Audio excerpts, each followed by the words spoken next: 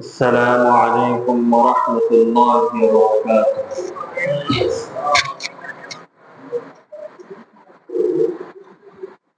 الحمد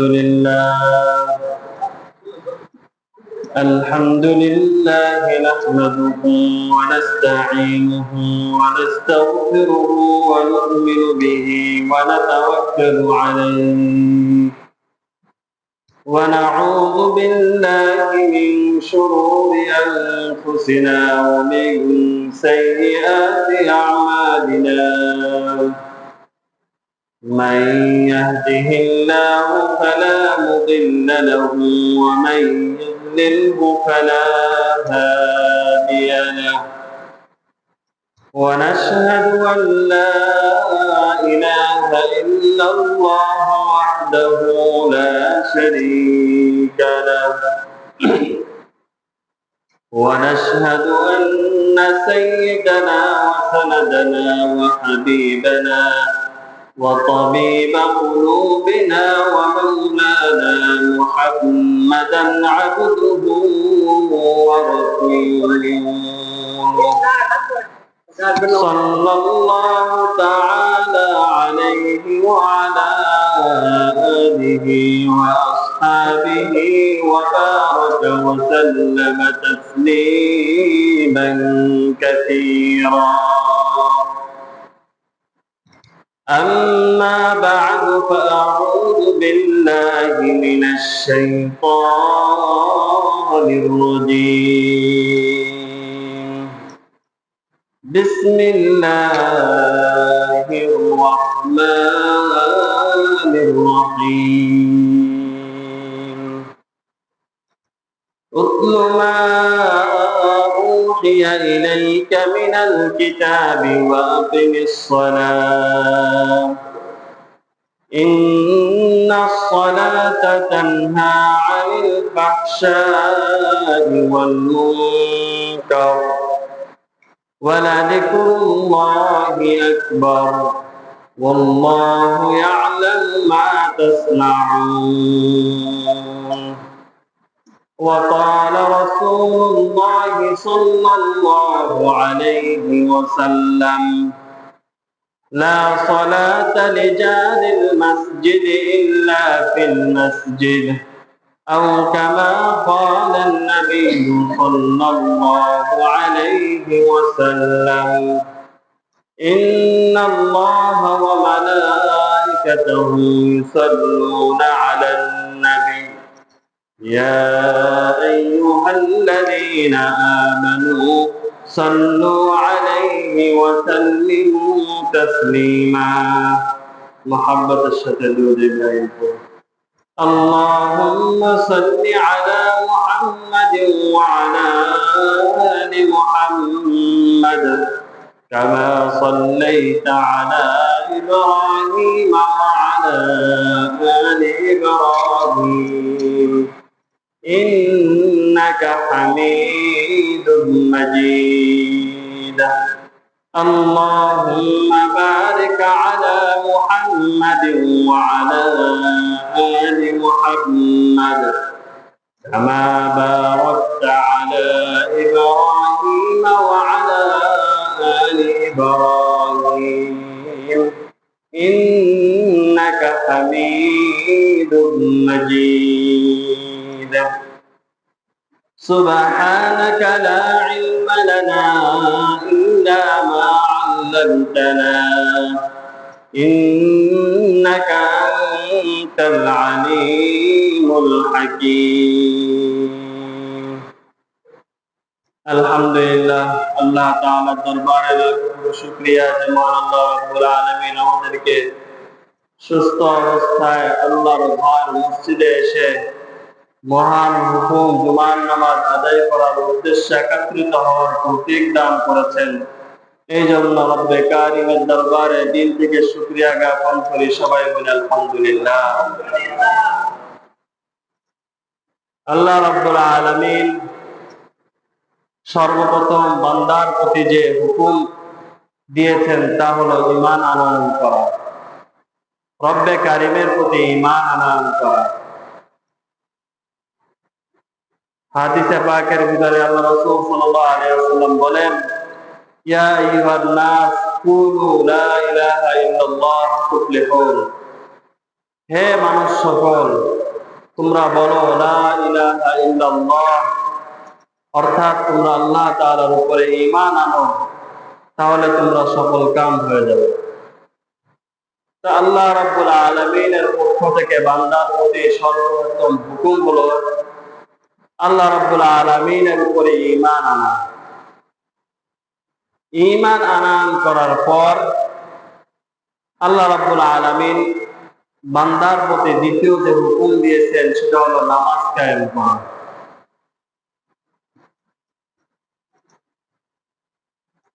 আল্লাহ রাসূল সাল্লাল্লাহু আলাইহি ওয়াসাল্লাম হাদিসের ভিতরে বলেন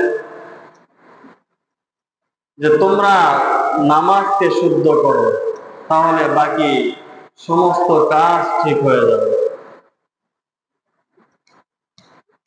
তোমার নামাজকে সুন্দর করো, তাহলে অন্যান্য আমল সুন্দর হয়ে যাবে।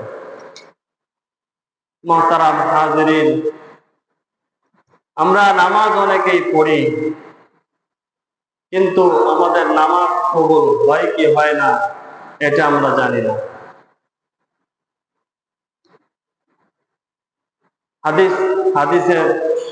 হাদিসের ভিতরে আছে 10 শ্রেণীর ব্যক্তি, 10 ব্যক্তির নামাজ আল্লাহ তাআলা কবুল করেন না। আজকে ওই 10 শ্রেণীর যাদের নামাজ আল্লাহ তাআলা কবুল করেন না তাদের আলোচনা করা হবে ইনশাআল্লাহ। অর্থাৎ নামাজ পড়ে কিন্তু আল্লাহ তাআলা নামাজ কবুল করেন না। কারা ওই সমস্ত ব্যক্তি যারা নামাজ পড়ার পরেও আল্লাহ রাব্বুল আলামিন তাদের নামাজ কবুল করবেন না? হাদিসের ভিতরে আসছে 10 শ্রেণীর ব্যক্তি যাদের নামাজ আল্লাহ রাব্বুল আলামিন কবুল করবেন না। তার ভিতরে 1 নম্বর, ওজরবিহীন যারা ঘরে নামাজ পড়ে, একাকী নামাজ পড়ে, ওজরবিহীন অর্থাৎ জামাতে নামাজ পড়ে না। আল্লাহ রাসূল সাল্লাল্লাহু আলাইহি ওয়াসাল্লাম হাদিসের ভিতরে বলেন, লা সালাতা লিজারিল মসজিদ ইল্লা ফিল মসজিদ। মসজিদের মহল্লা, মসজিদের প্রতিবেশী যারা আছে তাদের নামাজ আল্লাহ তাআলা কবুল করেন না, তাদের নামাজ হয় না। আল্লাহ রাসূল বলেন তাদের নামাজ হয় না যতক্ষণ পর্যন্ত তারা মসজিদে এসে নামাজ না পড়ে। ওজরবিহীন জামাত তরক করা, ঘরে একাকী নামাজ পড়া, আল্লাহ রাসূল বলেন ওই ব্যক্তির নামাজ কবুল হয় না। ওজরবিহীন, হ্যাঁ ওজর কি? এমন অসুস্থতা যার কারণে সে মসজিদে আসতে পারতেছে না, অথবা এমন ঝড় তুফান শুরু হয়েছে বাড়ির থেকে বের হতে পারতেছে না, বা এমন ভয় যে সে যদি বাড়ির থেকে বের হয়ে মসজিদে আসে তাহলে তাকে হত্যা করে ফেলবে বা কোনো জানোয়ার তাকে আক্রমণ করবে, এরকম শরীয়ী কোনো ওজর যদি থাকে তাহলে ওই ব্যক্তি বাড়ি নামাজ পড়লে আল্লাহ তাআলা কবুল করবেন। কিন্তু কোনো কারণবিহীন ভ্যান চালাইতে গেছে, ক্ষেত খামারে কাজ করতে গেছে, এটা শরীয়ী ওজর না, আল্লাহ তাআলার নিকটে এই ওজর কবুল করবেন না। কোরআন হাদিসের ভিতরে যেগুলোকে ওজর হিসেবে, যেগুলোকে কারণ হিসেবে উল্লেখ করেছেন সেগুলো মারাত্মক অসুস্থতা, ঝড় তুফান, ঘোর অন্ধকার, এই জাতীয় যদি কোনো কারণ থাকে তাহলে সে ঘরে নামাজ পড়তে পারে। তাছাড়া বিনা কারণে কেউ যদি ঘরে নামাজ পড়ে, আল্লাহ রাসূল বলেন ওই ব্যক্তির নামাজ আল্লাহ তাআলা কবুল করেন না। 2 নম্বর, যাদের নিসাব পরিমাণ সম্পদ আছে, যাদের উপরে যাকাত খরচ হয়েছে, তো যে ব্যক্তির উপরে যাকাত খরচ হয়েছে ওই ব্যক্তি যদি যাকাত আদায় না করে তো আল্লাহ রাব্বুল আলামিন বলেন ওই ব্যক্তির নামাজ আমি আল্লাহ কবুল করব না। অর্থাৎ যাদের উপরে যাকাত খরচ হয়েছে সে যদি যাকাত আদায় না করে ওই ব্যক্তি নামাজ পড়লে আল্লাহ রাব্বুল আলামিন ওই ব্যক্তির নামাজ কবুল করবেন না। হাদিসের ভিতরে আসছে লা সালাতা লিমানি'জ যাকাত, যে ব্যক্তি নামাজ আদায় করে না, যে ব্যক্তি যাকাত আদায় করে না, আল্লাহ রাব্বুল আলামিন তার নামাজ কবুল করেন না। কোরআনে পাকের ভিতরে যেখানেই নামাজের আলোচনা আসছে, পরবর্তীতেই যাকাতের আলোচনা আসছে। আকিমুস সালাহ ওয়া আতুজ যাকাত, নামাজের আলোচনা সাথে সাথে যাকাতের আলোচনা আসছে। অর্থাৎ নামাজ যেমন ফরজ, যাকাতও এরকম ফরজ। আমি নামাজ আদায় করলাম কিন্তু যাকাত আদায় করলাম না, আল্লাহ রাব্বুল আলামিন বলেন ওই ব্যক্তির নামাজ আমি কবুল করি না।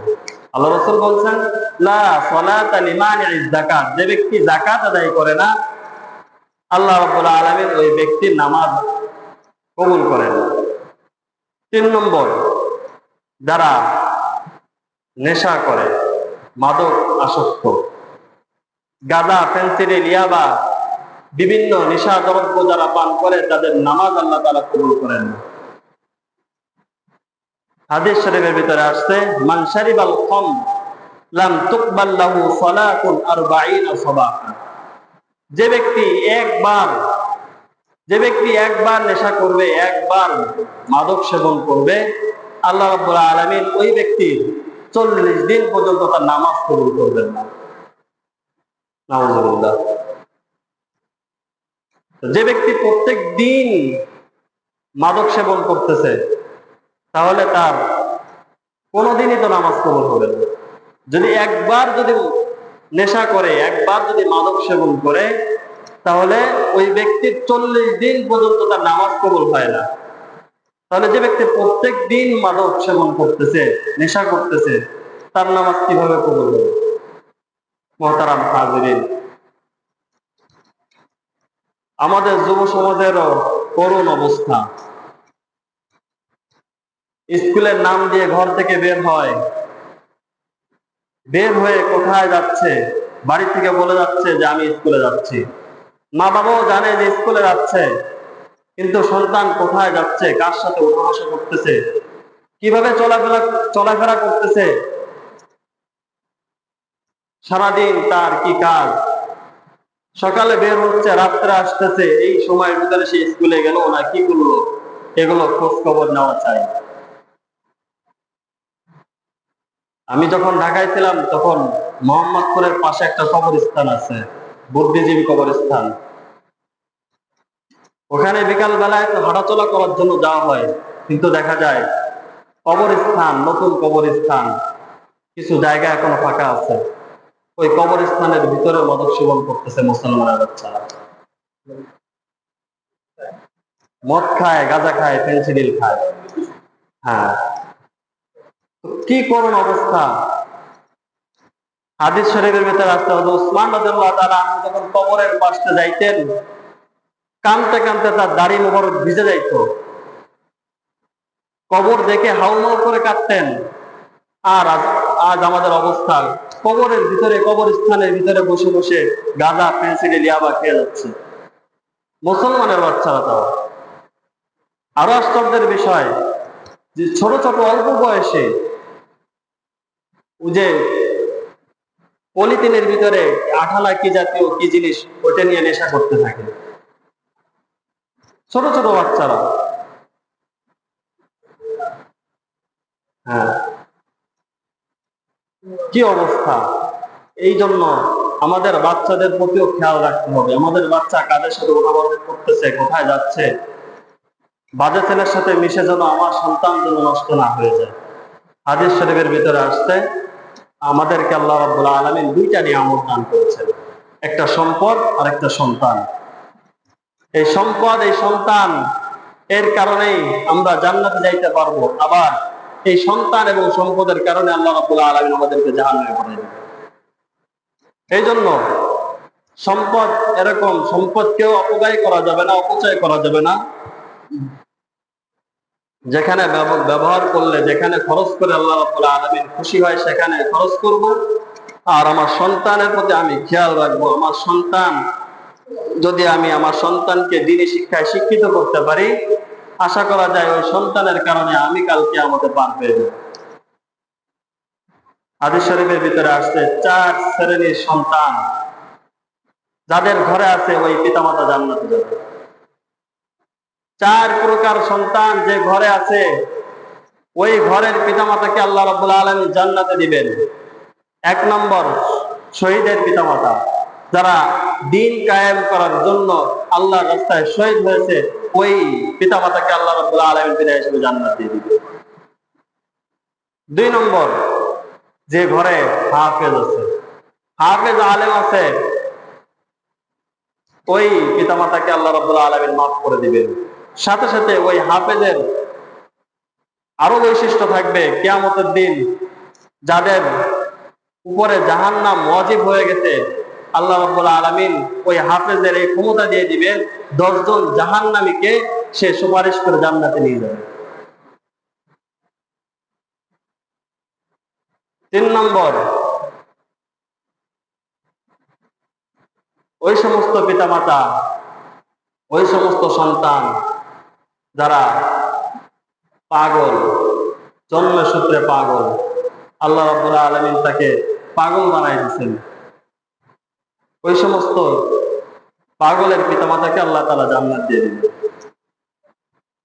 জান্নাতে যখন কোনো ব্যক্তি পাগল হয়, সাজে না, পাগল আল্লাহ প্রদত্ত পাগল হয়, ওই পাগলকে আল্লাহ তাআলা যখন মাফ করে দিবেন, কারণ তার উপরে শরীয়তের কোনো বিধান নাই, তার কোনো আমলনামা নাই, যখন আল্লাহ তাআলা তাকে মাফ করে দিবেন, তখন ওই পাগল বলবে, আল্লাহ, আমার ওই পিতামাতা যে আমি পাগল হয়ে জন্মগ্রহণ করার পর বা প্রতিবন্ধী হয়ে জন্মগ্রহণ করার পর আমাকে গলা টিপে হত্যা করে নাই, আমাকে অবহেলা করে নাই, আমাকে বড় করছে, আল্লাহ, ওই পিতামাতাকে জান্নাতে না দেওয়া পর্যন্ত আমি জান্নাতে যাব না। তো পাগল সন্তান থাকলেও এটা নিয়ামত, আমার জান্নাতে যাওয়ার কারণ এটা। 4 নম্বর, ওই সমস্ত সন্তানের পিতামাতা যারা নাবালেগ অবস্থায় মারা গেছে, যাদের আমল নামা খোলার আগেই দুনিয়া থেকে বিদায় নিয়ে চলে গেছে, ওই সমস্ত সন্তানের পিতামাতাকে আল্লাহ রাব্বুল আলামিন জান্নাত দিয়ে দিবেন। তো সন্তান এটা নিয়ামত, সন্তানের কদর করা চাই, সন্তানের খেয়াল করা চাই। সন্তান আমার জান্নাতে যাওয়ার কারণ হবে, আবার জাহান্নামে যাওয়ার কারণ হবে। তো 3 নম্বর ছিল যারা নেশাখোর, যারা মাদকাসক্ত, তাদের নামাজ আল্লাহ রাব্বুল আলামিন কবুল করেন না। 4 নম্বর, ওড়নাবিহীন যে সমস্ত মহিলারা নামাজ পড়ে, আল্লাহ রাব্বুল আলামিন এই সমস্ত মহিলার নামাজ কবুল করেন না। অনেক মহিলা আছে ফ্যাশন দেয়, নামাজের সময় চুল খোলা রাখে, হালকা একটু কোনো রকম মাথার উপরে দিয়ে নামাজ পড়ে, এই নামাজ আল্লাহ তাআলা কবুল করবেন না। মহিলাদের চুল এটাও সতত, নামাজের ভিতরে চুল ঢেকে রাখতে হবে। যদি কোনো মহিলা ওই চুল খুলে রাখে নামাজের ভিতরে, সামান্য মাথার মাঝখানে দিয়ে রাখছে, চুল খোলা, চুল দেখা যাচ্ছে, ওই মহিলার নামাজ আল্লাহ তাআলা কবুল করবেন না। হাদিস শরীফে আসছে, লা ইয়াকবালুল্লাহু সালাতাল হাইদ ইল্লা বিখিমারিন, কোন বালেগা মহিলা, বয়স্ক প্রাপ্তা কোন মহিলার নামাজ আল্লাহ তাআলা কবুল করবেন না যদি সে ওড়নাবিহীন নামাজ পড়ে। আমরা এখান থেকে যে বিধিবিধান শুনবো, অবশ্যই নিজের পরিবারকে জানায় দিব। কারণ হাদিস শরীফের ভিতরে আসছে, আল্লাহ রাসূল সাল্লাল্লাহু আলাইহি ওয়াসাল্লাম বলছেন যে পুরুষেরা, যারা বাবা, ছেলে, চাচা বা সন্তান যারা আসবে মসজিদে, তারা মসজিদ থেকে যে বিধিবিধান শুনবে এটা বাড়িতে পৌঁছায় দেবে, আল্লাহ রাসূল নির্দেশ দিয়েছেন। এজন্য আমরা আমাদের পরিবারকে জানিয়ে দিব। 5 নম্বর, আল আব্দুল আবেদ, যে সমস্ত পালাতক গোলাম, এখন বান্দাবান্দের গোলাম বান্দের কোনো প্রচলন নেই, আগে ছিল। পালাতক গোলাম যদি তার মালিককে ফাঁকি দিয়ে পলায়ন করে, ফিরে আসা পর্যন্ত ওই গোলামের নামাজ আল্লাহ তাআলা কবুল করবেন না। অর্থাৎ কোন গোলাম যদি মালিক থেকে পালায়া যায়, ওই গোলাম যতক্ষণ পর্যন্ত মালিকের নিকটে ফিরে না আসবে, ততক্ষণ পর্যন্ত তার নামাজ কবুল হবে না। 6 নম্বর, কোন স্বামী তার স্ত্রীকে বৈধ কাজের জন্য আহ্বান করছে আর স্ত্রী তার ডাকে সাড়া দি নাই, আল্লাহ রাব্বুল আলামিন ওই মহিলার নামাজ কবুল করবেন না। হাদিসের ভিতরে আসছে ইমরাতুন বাতাত ওয়া যাওজুহা আলাইহা সাকিতুন, কোন স্বামী তার স্ত্রীকে রাতের বেলায় ডাকছে বৈধ কাজের জন্য, আর ওই স্ত্রী স্বামীর ডাকে সাড়া দি নাই, স্ত্রী অন্য জায়গায় ঘুমাইছে, স্বামী অন্য জায়গায় ঘুমাইছে, আর ওই স্বামী ওই স্ত্রীর উপরে নারাজ, ওই স্ত্রী নামাজ আল্লাহ রাব্বুল আলামিন কবুল করবেন না। হাদিস শরীফের ভিতরে আসছে কোন স্ত্রীর উপরে যদি স্বামী নারাজ থাকে তাহলে ওই স্ত্রীর উপরে ফেরেশতারা লানত করতে থাকে। এই জন্য যৌক্তিক কোন কারণ ছাড়া স্বামীর উপরে রাগ করে থাকাটা স্ত্রীর জন্য, যৌক্তিক কোন কারণ ছাড়া স্বামীর উপরে রাগ করে থাকা অনর্থক। হ্যাঁ, যৌক্তিক কোন কারণ থাকতে পারে। স্বামী নেশাখোর, স্ত্রী তার ঘরের কাছে যাইতে চায় না, সমস্যা নাই, এতে তার নামাজে কোনো অসুবিধা হবে না। স্বামী নেশা করে, স্ত্রীও স্বামীর কাছে শুইতে চায় না। অনেক সময় স্ত্রী স্বামীকে ঠিক করার জন্য বলে যে তোমার কাছে আমি যাবো না। এই সমস্ত স্ত্রী নামাজ আল্লাহ তাআলা কবুল করবেন, এদের কোনো নামাজের সমস্যা হবে না। কিন্তু যৌক্তিক কারণ ছাড়া বিনা কারণে স্বামী ডাকছে আর স্ত্রী ডাকে সাড়া দি নাই, ওই স্ত্রীর নামাজ আল্লাহ তাআলা কবুল করবেন না। 7 নম্বর, কোন ইমাম কোন কওমের ইমামতি করেন আর তার মুসাল্লিরা যৌক্তিক কারণে যদি তার উপরে অসন্তুষ্ট থাকে তাহলে ওই ইমামের নামাজ কবুল করবেন না। যৌক্তিক কারণ থাকতে হবে। ইমাম সাহেব সুদের আলোচনা করছে, মুসাল্লি সুদ খায়, হ্যাঁ ইমাম সাহেব কেন আমার বিরুদ্ধে বয়ান করলো, এরকম নারাজ থাকলে সমস্যা নাই, এতে ইমাম সাহেবের নামাজের কোনো ক্ষতি হবে না।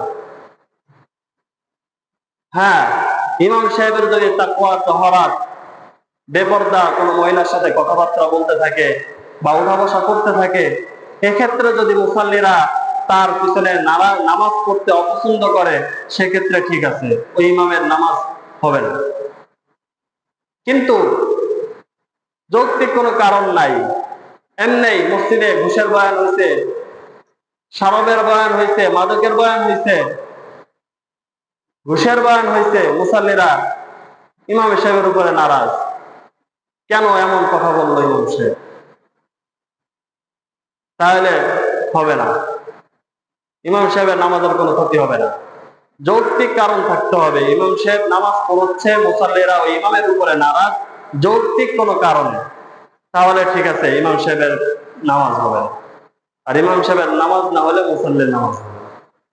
এই জন্য যৌক্তিক কারণ থাকতে হবে।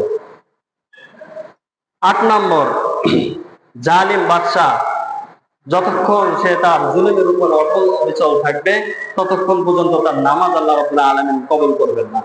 হাদিসের ভিতরে আসছে মান উল্লিয়া আমরু কওমিন ওয়া হুম লাহু কারিহুন, কোন ব্যক্তিকে কোন একটা জিম্মাদারি দেওয়া হয়েছে, কোন একটা পদে তাকে বসানো হয়েছে, আর সে ওই পদে বসে জাতির উপরে জুলুম করতেছে, হাদিসের ভিতরে আসছে ওই জুলুম যতক্ষণ পর্যন্ত সে পরিত্যাগ না করবে আল্লাহ রাব্বুল আলামিন তার নামাজ কবুল করবেন না। 9 নম্বর, যারা সুদ খায় তাদের নামাজ আল্লাহ রাব্বুল আলামিন কবুল করবেন না। হাদিসের ভিতরে আসছে মান আকালা লুকমাতা হারামিন লাম তুকবাল লাহু সালাতুন 40 ইয়াওমান, যে ব্যক্তি এক লোকমা পরিমাণ হারাম খাইল, এক লোকমা পরিমাণ হারাম খাইল, আল্লাহ রাব্বুল আলামিন তার 40 দিন নামাজ কবুল করবেন না। আমি সুদের টাকা দিয়ে বাড়ি করলাম, সুদের টাকা দিয়ে প্রত্যেকদিন বাজার করলাম, ওই বাজার নিজেও খাইলাম, আমার পরিবারকে খাওয়াইলাম, আমি নিজে গুনাহগার হইলাম, আমার পরিবারকে গুনাহগার বানাইলাম, আমার পরিবার যে সমস্ত তার আমল নামায় যে গুনাহ হবে ওই গুনাহ যে বাজার করতেছে তার উপরেও আসবে, কারণ আমার কারণে আমার পরিবারকে আমি গুনাহগার বানাইছি। সুদের টাকার সম্পদ, এটা যার কাছ থেকে আপনি সুদ নিছেন সেই ব্যক্তিই মালিক, এটার মালিক আপনি না। আপনি 100 টাকার বিনিময়ে 110 টাকা নিবেন, ওই 10 টাকা আপনি মালিক না, ওই 10 টাকার মালিক সে। আপনি ওই 10 টাকা মিশ্রিত করে আপনি খাবার খাইলেন, আপনার পুরো খাবারটাই হারাম হয়ে যাবে। আর আপনি 1 লোকমা খাবার হারাম খাবেন, 40 দিন আপনার নামাজ কবুল হবে না। হাদিস শরীফে আসছে লা তাদখুলুল জান্নাতা গুযিয়া বিল হারাম। যে শরীর হারাম দ্বারা গঠিত, ওই শরীর জান্নাতে যাবে না। এই জন্য হারাম থেকে বেঁচে থাকতে হবে। সুদ, ঘুষ এবং যত প্রকার হারাম কাজ আছে, এই সমস্ত কাজ থেকে বেঁচে থাকতে হবে, না হলে আমার দুনিয়াও বরবাদ, আখিরাতও বরবাদ। 10 নম্বর, পিতামাতার অবাধ্য সন্তান। যে সন্তান তার পিতামাতার অবাধ্য, ওই সন্তানের নামাজ আল্লাহ রাব্বুল আলামিন কবুল করেন না। হাদিস শরীফের ভিতরে আসছে মান আক্কাল ওয়ালিদাইন। যে পিতামাতার অবাধ্য হয়, যে সন্তান পিতামাতার অবাধ্য হয়, ওই সন্তানের নামাজ আল্লাহ রাব্বুল আলামিন কবুল করেন না। পিতামাতা যদি বিধর্মীয় হয়, তারপরেও ওই পিতামাতার সাথে সদ্ব্যবহার করার নির্দেশ দিয়েছেন আল্লাহ রাসূল সাল্লাল্লাহু আলাইহি ওয়াসাল্লাম। পিতামাতা যতক্ষণ শরীয়তের ভিতরে থেকে কোনো বিষয় নির্দেশ দিবেন, ওইটা আমার আপনার জন্য করা কর্তব্য, ওই কাজটা সম্পূর্ণ করা কর্তব্য। যখন শরীয়ত বিরোধী কোনো কাজ করার নির্দেশ দিবে, কোরআনের ভিতরে বলেন, তখন তার অনুসরণ করা যাবে না। ওয়াইন জাহাদাকা আলা আন তুশরিকা বি শাইআ ফালা তুতি'হুমা।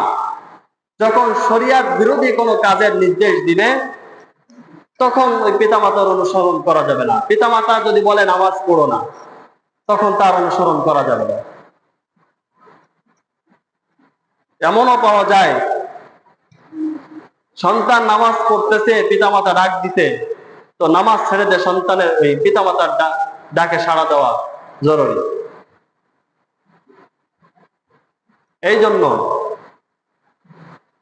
কোরআনে যেখানেই আল্লাহর ইবাদতের আলোচনা হয়েছে, যেখানেই আল্লাহ রাব্বুল আলামিনের ইবাদত করার কথা বলা হয়েছে, সাথে সাথে পিতামাতার সাথে সদ্ব্যবহারের কথা বলা হয়েছে।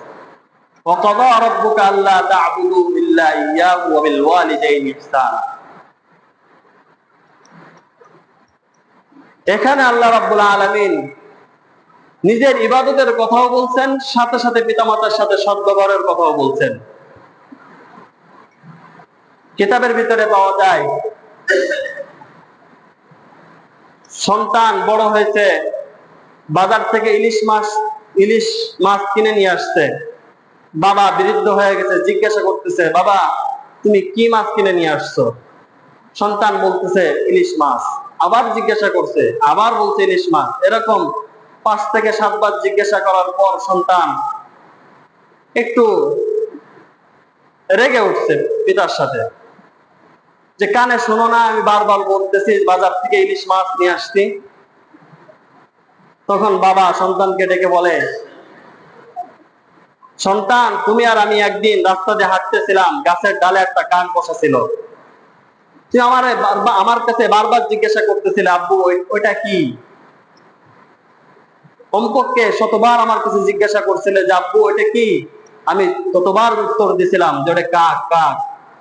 আমি একবারও তোমার সাথে নারাজগি বা নাখোশ জয়ের করে নাই, প্রকাশ করি নাই, কিন্তু তুমি আজ 5-7 বারেই আমার সাথে এরকম রেগে উঠলা।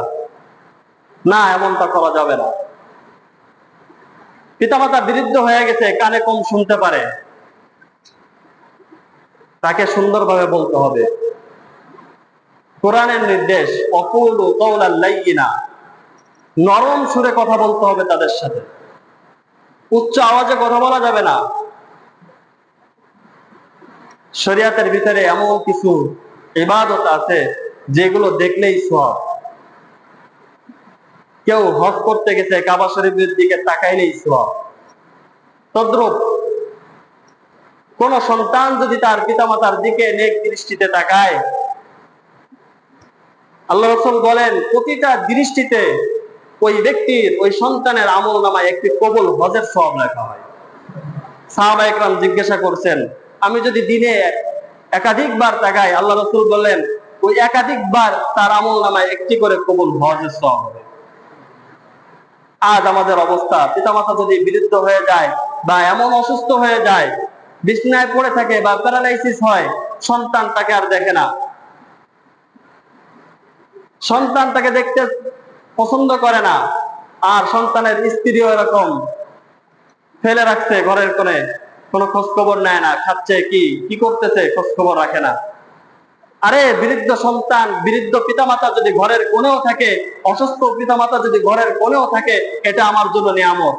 আমি দিনে যতবার তার দিকে তাকাবো, আমার আমল নামায় একটি করে কবুল হজের সওয়াব লেখা হবে। কয়জনের সমর্থন আছে যে একটা কবুল হজের সওয়াব নিজের আমল নামায় নিয়ে আসবে? লক্ষ লক্ষ টাকা খরচ করে কাবা শরীফে যাবে, তার হজ কবুল হবে না, তার হজ কবুল হবে না। কোথায় ভুল হয়েছে, কোথায় ত্রুটি হয়েছে নিজেও বুঝতে পারবে না। কিন্তু আমি আমার ঘরের ভিতরে যখন যাব, আমি আমার পিতামাতার দিকে যখন একটু নেক দৃষ্টি দিয়ে তাকাবো, তো আমার আমল নামে একটি কবুল হজের সওয়াব আল্লাহ তাআলা দিয়ে দিবেন। তো পিতামাতা বৃদ্ধ হয়ে গেলেও অবহেলা করা যাবে না কোনোভাবেই, তাকে যত্ন নিতে হবে। বৃদ্ধ আমার পিতামাতা হয়েছে, আমিও একদিন বৃদ্ধ হব। আমি আমার পিতামাতার সাথে যেমন আচরণ করব, আমার সন্তান আমার সাথে এরকম আচরণ করবে। অনেক সময় দেখা যায় পিতামাতার সাথে, নিজে তার পিতামাতার সাথে খারাপ ব্যবহার করছে, পিতামাতা দুনিয়া থেকে বিদায় নিয়ে গেছে, এরপর যখন তার সন্তান তার সাথে খারাপ ব্যবহার করে, তখন খুব আশা অস্থিরতা জয়ের করে যে সন্তান খুব কথা শোনে না, সন্তান অভদ্র, হুজুর একটা তাবিজ দেন যাতে সন্তান বাধ্য হয়। ওই তাবিজে কোনো কাজ হবে না। পূর্বের কোন আমল আপনার এরকম করে আসছেন বিদায় আল্লাহ রাব্বুল আলামিন সন্তানের মাধ্যমে আপনাকে শাস্তি দিচ্ছে। এই জন্য নিজে যেমন করব তেমন প্রতিফল পাবো। এই জন্য আমি আমার পিতামাতাকে বৃদ্ধ হোক আর যাই হোক কখনো অবদ্ধ হব না, যত্ন সহকারে দেখতে থাকবো। যতদিন দুনিয়ায় আল্লাহ রাব্বুল আলামিন তার হায়াত দিবেন, ততদিন আমি দেখতে থাকবো।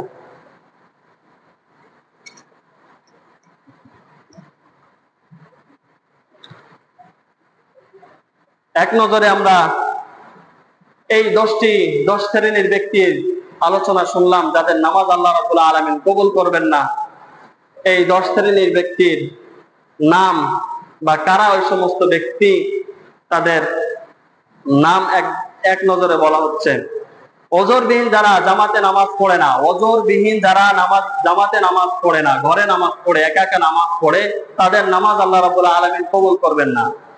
2 নম্বর, যারা যাকাত আদায় করে না, যাদের উপরে যাকাত ফরজ হয়েছে যাকাত আদায় করে না, এমন ব্যক্তির নামাজ আল্লাহ রাব্বুল আলামিন কবুল করবেন না। 3 নম্বর, যারা মাদক আসক্ত, নেশাখোর, নেশাদ্রব্য সেবন করে, তাদের নামাজ আল্লাহ রাব্বুল আলামিন কবুল করবেন না। 4 নম্বর, ওড়নাবিহীন যে মহিলা নামাজ পড়ে, ওই মহিলার নামাজ আল্লাহ রাব্বুল আলামিন কবুল করবেন না। 5 নম্বর, পলাতক গোলামের নামাজ আল্লাহ রাব্বুল আলামিন কবুল করবেন না যতক্ষণ পর্যন্ত সে তার মালিকের নিকটে ফিরে না আসবে।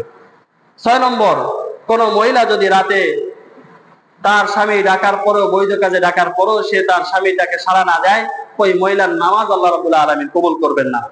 7 নম্বর, ওই ইমাম যার উপরে তার মুসাল্লি নাখোশ, ওই ইমামের নামাজ আল্লাহ রাব্বুল আলামিন কবুল করবেন না। 8 নম্বর, জালিম বাদশার নামাজ আল্লাহ রাব্বুল আলামিন কবুল করবেন না যতক্ষণ পর্যন্ত সে জুলুমের উপর অটল অবিচল থাকবে। 9 নম্বর, যারা সুদ খায়, সুদখোরের নামাজ আল্লাহ রাব্বুল আলামিন কবুল করবেন না। 10 নম্বর, পিতামাতার অবদ্ধ সন্তান যারা, তাদের নামাজ আল্লাহ রাব্বুল আলামিন কবুল করবেন না। আল্লাহ রাব্বুল আলামিন আমাদেরকে এই 10 শ্রেণীর ব্যক্তির অন্তর্ভুক্ত হওয়া থেকে হেফাজত করুন। আখির দাওয়ানা আলহামদুলিল্লাহি রাব্বিল আলামিন।